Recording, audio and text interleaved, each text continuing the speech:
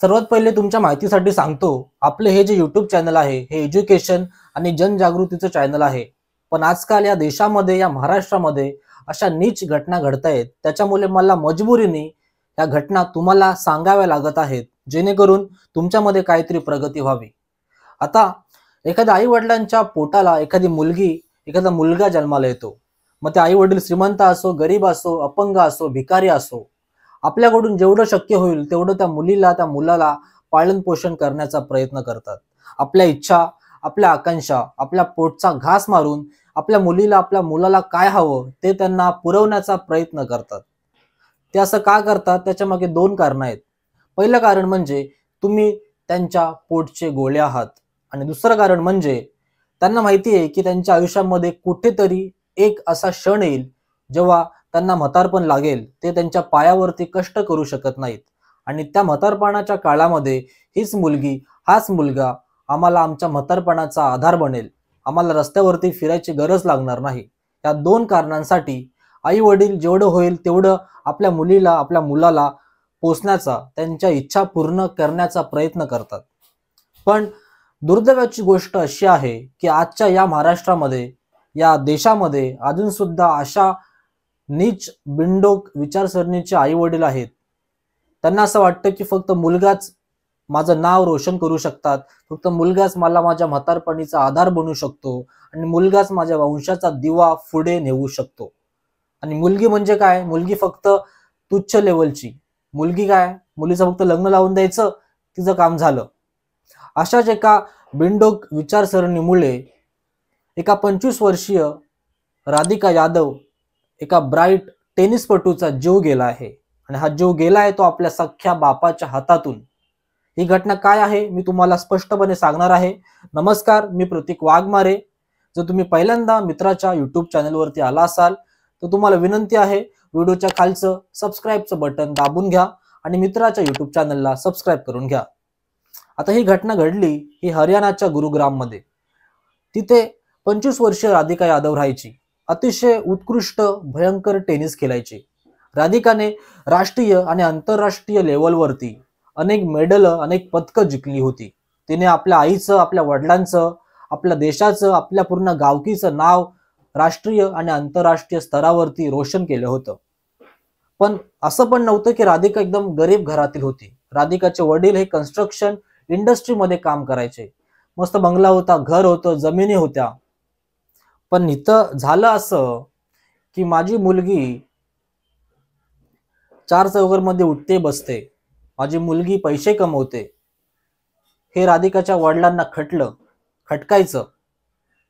राधिकाच्या वडिलांसोबतच राधिकाच्या गावातील माणसं राधिकाच्या वडिलांना टोमणे मारायचे की तू तुझ्या मुलीच्या पैशांवरती जगतोस, उड्या मारतोस.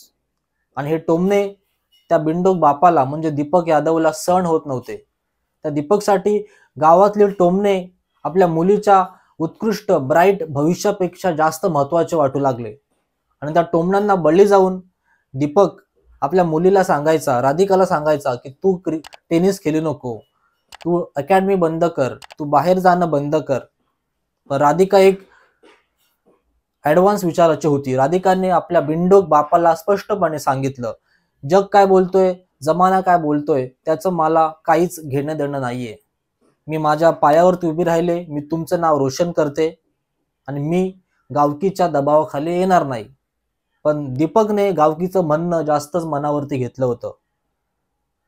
अशीच एक दिवस उजाडला गुरुवारचा. त्या गुरुवारच्या दिवशी राधिका किचनमध्ये काम करत होती. काम करत असताना दीपक आला आणि दीपकने स्वतःच्याच बंदुकीने आपल्या पोरीच्या पाठीमागे 3 गोळ्या झाडल्या, आणि राधिकाचा मृतदेह तिथेच किचनमध्ये रक्ताच्या थरामध्ये पडला.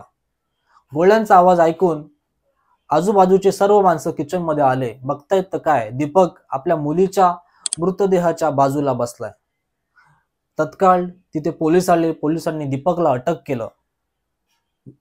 विचारपूस केली.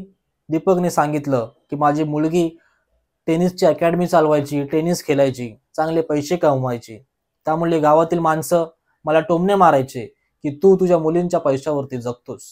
म्हणजे विचार करा किती नीच लेवलची माणसं, किती नीच विचारसरणीची माणसं या महाराष्ट्रामध्ये आणि या देशामध्ये अजून सुद्धा आहेत.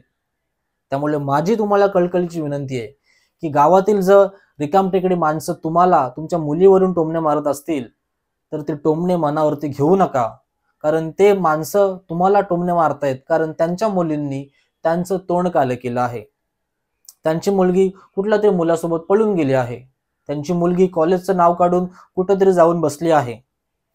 त्यांची मुलगी रात्री 2-2, 3-3 वाजेपर्यंत त्यांच्या बॉयफ्रेंडशी फोनवरती बोलत आहे.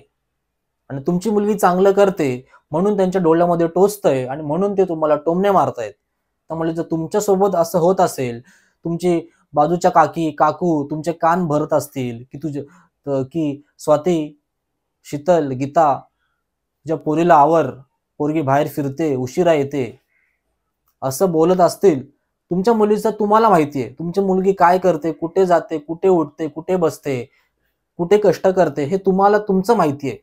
जर तुमची मुलगी चांगलं कष्ट करत असेल, मग ते शिक्षणामध्ये असू दे, खेळामध्ये असू दे, कृपा करून अशा नीच टोमण्यांना बळी पडून तुम्ही तुमच्या मुलीचे पाय असे खेचू नका आणि तुमच्या मुलीच्या भविष्याचा असा बळी घेऊ नका ज्या प्रकारे दीपकने त्या उत्कृष्ट 25 वर्षीय टेनिसपटू राधिका यादवचा बळी घेतला. हीच माझी तुम्हाला ह्या व्हिडिओ मार्फत कळकळीची विनंती आहे. त्यामुळे मित्रांनो, तुम्हाला सुद्धा मुलगी असेल, तुम्हाला सुद्धा मुलगा असेल, मुलगा आहे धन्यवाद, पेढे खा, पण तुम्हाला मुलगी आहे तर मुलीला तिचं भविष्य घडवण्यामध्ये मदत करा. जर तिने पैसे कमवले तर तुम्ही स्वतःला कमी समजून घेऊ नका. एवढंच मला तुम्हाला सांगायचं आहे. इतकं बोलून व्हिडिओ इथे संपवतो. शेवटीला राधिका यादव हिच्या आत्म्याला देव शांती देव हीच देवाकडे विनंती करतो. ही व्हिडिओ आवडली असेल नक्की लाईक करा आणि जास्तीत जास्त अशा बिंडोक आई वडिलांना ही व्हिडिओ शेअर करा जे ह्या सर्व विचारसरणीच्या जाळ्यामध्ये अडकलेत. आणि आतापर्यंत जर मित्राच्या YouTube चॅनलला सबस्क्राईब केलं नसेल तर कृपा करून व्हिडिओच्या खालचं सबस्क्राईबचं बटन दाबून घ्या आणि मित्राच्या YouTube चॅनलला सबस्क्राईब करून घ्या. जय महाराष्ट्र.